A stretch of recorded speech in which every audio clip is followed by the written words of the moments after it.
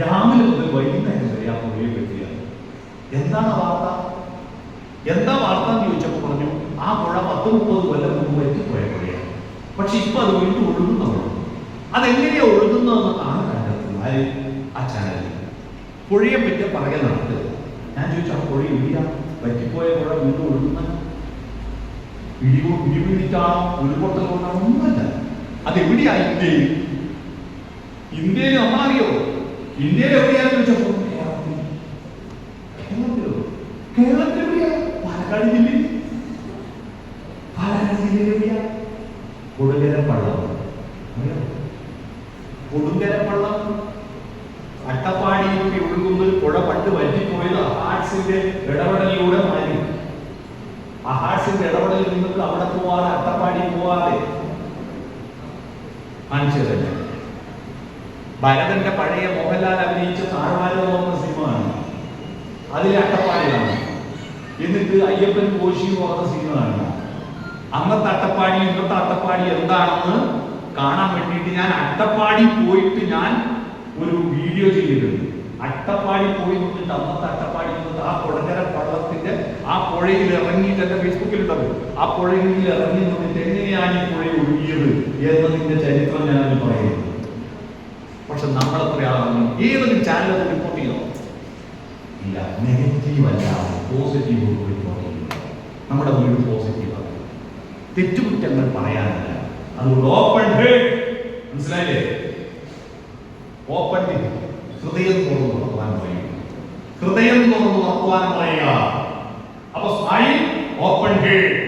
മൂന്നാമത്തത് ഞാൻ നേരത്തെ പറഞ്ഞതാണ്, ഫോർവേഡ് ലീഡിങ്. കുട്ടികളിലേക്ക് നമ്മൾ താഴുക. പഞ്ചായത്ത് പ്രസിഡന്റിന് മക്കളുണ്ടോ? ഇല്ല, മക്കളില്ല. ചെറിയ കുട്ടികളാണ്. ചെറിയ കുട്ടിയാ. പഞ്ചായത്ത് പ്രസിഡന്റിന്റെ വീട്ടിലൊരു കുട്ടി, ബന്ധത്തിലൊരു കുട്ടി വന്നു. അപ്പൊ കുട്ടി എന്ന് എടുക്കണം അതിന്റെ പ്രസിഡന്റ്. പക്ഷേ പ്രസിഡന്റ് ഞാൻ കുഞ്ഞില്ല പാവനെ എന്ന് പറഞ്ഞാൽ പറ്റുമോ? നമ്മൾ കുട്ടി നമ്മളിലേക്ക് ഉയരണമെങ്കിൽ നമ്മൾ കുട്ടിയിലേക്ക് താഴണം, മുന്നോട്ട് കുഞ്ഞണം. നമ്മുടെ ശരീരത്തിലെ അവയവങ്ങൾ നിങ്ങൾ ശ്രദ്ധിക്കും. ഒരൊറ്റ സന്ധി മാത്രമേ പുറകോട്ട് മടങ്ങൂ, ബാക്കിയെല്ലാം മുന്നോട്ട് മടങ്ങുന്ന. ആ ഒന്ന് പുറകോട്ട് മടക്കി വെച്ചത് ഞാൻ മുന്നോട്ട് ഓടാൻ വേണ്ടിയത് താഴെ മുന്നോട്ട്. എന്നിട്ട് നമ്മൾ നമ്മുടെ ഞാനേ അഹന്ത എന്തിന്? നമ്മൾ കുട്ടികളുടെ മുന്നിൽ ചെറുതാവും. കുട്ടികൾ എന്റെ വീട്ടിലെ എപ്പോഴും കുട്ടികൾക്ക് കടലാസ് കൊണ്ട് ഓരോന്നുണ്ടാക്കിക്കൊടുക്കും, കുരുത്തോലുണ്ടാക്കിക്കൊടുക്കും. ഇത് ഞാൻ തെളിവോടുകൂടി നിങ്ങളുടെ മുന്നിൽ അവതരിപ്പിക്കാം.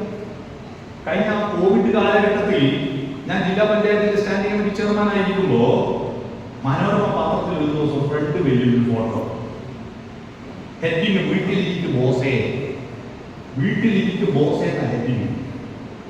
ഞാൻ ഓല കൊണ്ട് ഒരു വണ്ടി ഉണ്ടാക്കി, ഓല കടന്നിട്ടൊരു വണ്ടി വീട്ടിലിരിക്കും.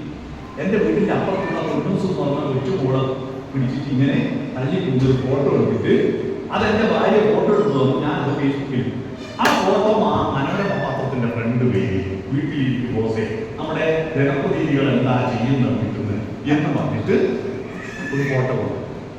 നമ്മൾ നമ്മുടെ കുട്ടികളിലേക്ക് കാണും, അവരുമായി ഒത്തുചേരും. നിങ്ങൾ കടലാസ് കൊണ്ട് പലതും ഉണ്ടാക്കാൻ ചെറുപ്പം പഠിച്ചിട്ടില്ലേ? ആ പഠിച്ചതെല്ലാം നിങ്ങൾ നിങ്ങളുടെ മക്കൾക്ക് പറഞ്ഞു കൊടുക്കുക. ഒരു കുട്ടിയുടെ ബുദ്ധിവികാസം ഉണ്ടാകുന്നത് അക്ഷരങ്ങളിലൂടെ മാത്രമല്ല, അവന്റെ കയ്യിലൂടെ വിരലിലൂടെ. അവന്റെ അതിങ്ങനെ ഓരോന്നും ഉണ്ടാക്കുമ്പോ അവനത് പഠിക്കട്ടെ. അങ്ങനെ പഠിച്ച് എഞ്ചിനീയറിംഗിന്റെ ബാലപാഠാണ് അവൻ പഠിക്കുന്നത്. അതിന്റെ അളവും തൂക്കമൊക്കെ പഠിക്കട്ടെ. ഫാൻ കടലാസ് കൊണ്ട് ഫാൻ ഉണ്ടാക്കി കൊടുത്തിട്ട് അത് കാറ്റത്ത് എങ്ങനെ പറക്കുന്നവൻ പഠിക്കട്ടെ. അത്തരത്തിൽ നിങ്ങൾക്ക് അറിയില്ലെങ്കിൽ യൂട്യൂബിൽ എന്തെല്ലാം കുന്തോണ്ട് പഠിപ്പിക്കുന്നു അതെല്ലാം എടുത്ത് ഡൗൺലോഡ് ചെയ്യുക. അല്ലാതെ നിങ്ങൾ ഈ എങ്ങനെയാ പുതിയ മറ്റേ